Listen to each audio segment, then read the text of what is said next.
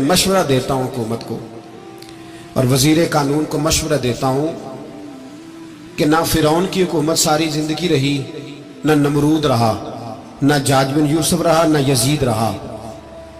और यार दरबारी बन के हुक्मरानों की चापलूसी करते करते तुम यहां तक आ गए हो कि अब नबी पाक की इज्जत को हाथ डालना शुरू कर दिया है। और आप यकीन करें सियासी जमातों का इतना बुरा हाल है कि इनके लीडर के बारे में कोई बात करे तो पागल हो जाते हैं ये एहतजाज कर करके। और उसने डायरेक्ट कह दिया कि खत्म नबूवत का मसला ही कोई नहीं, जो दीन की बुनियाद है, किसी को परवाह नहीं। मुझे तो उन लोगों की फिक्र हो रही है जिन लोगों ने इन्हें वोट दिए हैं, वो अल्लाह को क्या जवाब देंगे। और ये अल्लाह माशाल्लाह सारी सियासी जमातें इस तरह की। और मेरा वजीर कानून साहब को भी मशवरा है कि जिंदगी बड़ी थोड़ी है, बड़ी थोड़ी। अल्लाह सबको माफ करता है, अपने रसूल के गद्दारों को माफ नहीं करता। और यहां तुम्हारी गाड़ियों पे झंडे लगे हुए हैं, वहां भी तुम्हारे झंडे लगेंगे, पर इसलिए लगेंगे कि ये गद्दार है नामूस रिसालत के। ये झंडे लगेंगे। शर्म करो और डर जाओ, बस कर दो। तुम्हारे मुंह में अब दांत पूरे नहीं रहे। कोई शुगर का मरीज है तो कोई ब्लड प्रेशर का, तो कोई हार्ट का, तो कोई कैंसर का। शर्म करो और अपनी कब्र की भी थोड़ी सी फिक्र करो। बताओ पाकिस्तान के कितने सदर गुजरे, वजीर आजम गुजरे, तो उनकी कब्रें कहां हैं? कोई जाता है उनकी कब्रों पे? किसी को खबर है? क्यों अपने लिए जहन्नम इकट्ठी करते? सारा कुछ दुनियादारी रह गई है, सारा कुछ सिर्फ यही रह गया। हजरत अबू बकर सरदार थे, हजरत उमर सरदार थे कबीले, हजरत उस्मान सरदार थे। उन्होंने सरदारियों को ठोकर मार के रसूलुल्लाह के कदमों में बैठना पसंद किया। सरदारियां छोड़ के गुलाम बन गए। तुम सरदारियां बचाने के लिए रसूलुल्लाह की गद्दारी करते हो, शर्म नहीं आती। और काम शिकवा है मुझे इन लोगों से जो मौलवी तो कह देते हैं तू सियासत नकार, और किसी सियासतदान को मना नहीं करते कि जब तुझे सूरत फातिहा भी नहीं आती तो तुझे किसने इजाजत दी है इतनी बड़ी बात। और मैंने पिछले से पिछले जुम्मे भी कहा था, फिर कहता हूं और ऑन दी रिकॉर्ड कहता हूं, मरज़ई कल भी काफिर थे, आज भी काफिर और कयामत तक। और जो उनके कुफर में शक करे वो भी, और पक्का बेईमान है, काफिर है। वो वजीर कानून हो या सुबाई हो या विफाकी हो, मन शक्का फी कुफर ही फकत कफर। जो मरज़ई के कुफर में शक करे वो भी काफिर है। हमारे रसूल आखिरी रसूल है। हम किसी को ये इजाजत नहीं देंगे कि वो खत्म नबूवत में रखड़ा डालने की कोशिश करे। हम किसी को ये इजाजत है। और तुमने कौम को लूटा, लूटते रहो, अब ईमान पे डाके तो ना डालो। तुम्हें दौलत लूट के पेट नहीं भरा, अब ईमान लूटना शुरू कर लिया। तुम्हारा फैक्ट्रियां लूटकर, कौमी खजाना लूटकर पेट नहीं भरा। भाई मानो अब दीन बेचकर अपनी हुकूमतें पक्की करोगे।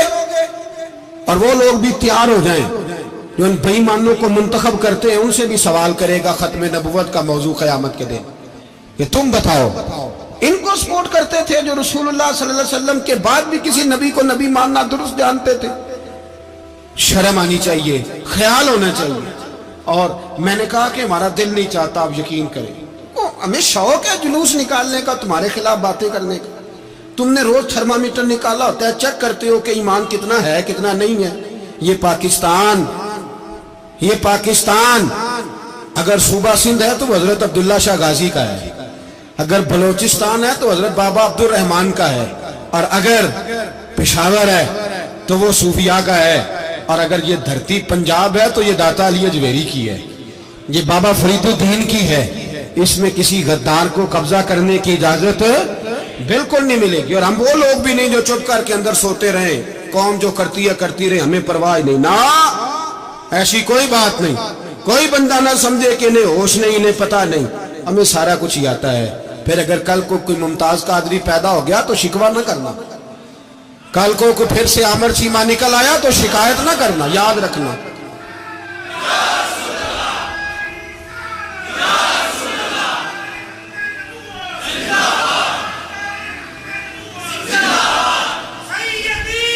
तो मेरे भाई खोल के बोलो, या नबी रसूल के बोलो। صلی اللہ۔ تو یہ مشورہ،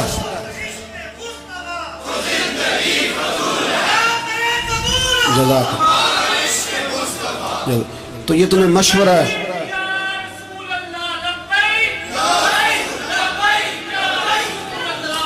میری بات سنیں، یاد رکھیں، یہ لوگ بعد میں پچھتاتے ہیں، پھر مناظرے کراتے پھرتے ہیں، اس نے صحیح کیا کہ غلط کیا، پھر انہیں ہوش آتی ہے بعد میں، پھر ان کے ہواری نکل نکل کے میدانوں میں دلیلیں دیتے ہیں۔ اس لیے ہمارا مشورہ ہے انہیں کہ یہ اپنی حد میں رہیں، اور جو کام تمہارے ذمہ، میں نے کہا نا تم نے بڑا لوٹا، یہ قوم روز تمہیں موقع دیتی ہے لوٹنے کا، یہ موقع دیتی ہے، تو تم نے دولت لوٹ کے پیٹ نہیں بھرے، اب ایمان لوٹنے کے چکر میں آ گئے ہو۔ یاد رکھو، مسلمان گناہگار ہیں، غدار نہیں ہیں۔ تمہیں دولت لوٹنے کا تو شاید موقع مل گیا ہے، پر ایمان لوٹنے کا موقع نہیں ملے گا، تو اس لیے اس کو لگام دو۔ اور ویسے بھی کتا جو پالتو ہوتا ہے نا، اس کو گھر کے اندر سنگلی سے باندھ کے رکھنا چاہیے۔ یہ تمہارے بوٹ بوٹ چاٹتے ہیں، بھونکتے ہیں، تمہارے حق میں وزارتیں لیتے ہیں، ہم نے تو کوئی وزارت نہیں لی تم سے، اور نہ ہمیں شوق ہے، اس لیے کہ ممبری کیا کرنی ہے جس کو ممبر رسول عطا کر دیا جائے، اس نے کیا کرنی ہے یہ ممبریاں جس کو پکا پکا ممبر رسول دے دیا جائے، تو اس لیے اس سے باہر آؤ۔ میں نے کہا بڑے بڑے نمرود، فرعون، قارون دفن ہے، تمہارا بھی نام تک نہیں ہوگا، بالکل نام نہیں ہوگا۔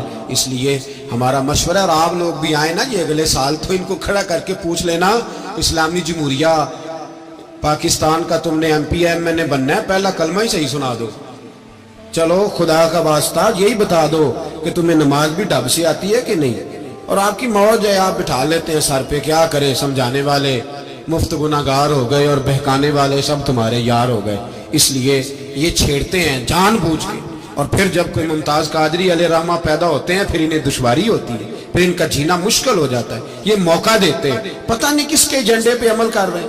میرا سوال یہ ہے، میں نے پچھلے جمعے پھر میرا سوال ہے کہ میں پوچھتا ہوں، اس آدمی کو ضرورت کیا ہے ختم نبوت پر بات کرنے کی؟ جب امت مسلمہ کے متفق کا فیصلہ ہے کہ مرزائی کافر، اسمبلی نے بل پاس کر دیا کہ مرزائی، ان کو اقلیت قرار دے دیا، اور جب سے وہ اقلیت بنے، نہ ہم نے ان کی عبادت گاہ جلائی، نہ ہم نے ان کو قبروں سے نکالا، نہ ہم نے، بس ٹھیک ہے جیسے عیسائی رہتے ہیں، یہودی سے کس ملک میں رہتے ہیں وہ بھی رہے، اقلیت بن کے رہے، کوئی اعتراض، پر تم انہیں کھینچ کھونچ کے کیوں قریب کرتے ہو؟ تمہارا کیا جرانہ ہے ان کے ساتھ؟ بتاؤ تو صحیح۔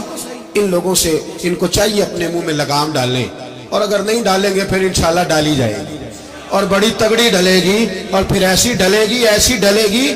سلمان تاثیر جب مرا تھا نا، تو 5-5 لاکھ روپیہ مولویوں کو آفر کی جنازہ پڑھاؤ، 5-5 لاکھ روپیہ چھوٹے چھوٹے مولویوں کو، اور داتا صاحب کی مسجد کے خطیب بھی صوبائی جو تھے وہ خطیب تھے، ملازم تھے،